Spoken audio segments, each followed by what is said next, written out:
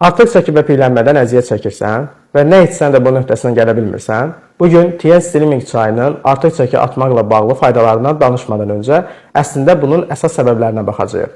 Bu çünki hər bir şəxsə görə dəyişir.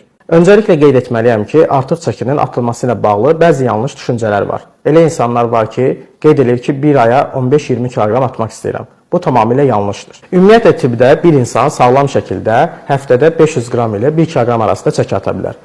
Bu da bir ay ərzində 2-4 kiloqrama qədər təsadüf edir. Təəssüflər olsun ki, bəzi yerlərdə bir ay ərzində insanın 15-20 kiloqrama qədər çəki atması ilə bağlı yanlış informasiyalar da var. Artıq çəkinin yaratdığı əsas səbəblərə nəzər yetirsək, qadınlarda hormonal pozulmalar, stres, əsəb, depressiya, hazır yeməklərdən çoxlu istifadə etmək, genetik faktorları misal göstərmək olar. Bununla yanaşı qaraciyər piylənməsi, mədə-bağırsaq xəstəlikləri, mədə-altı vəzni işinin yaxşı olmaması, yəni insulin direncinin zəif olması. Özəlliklə bizim çəki problemimizin 90%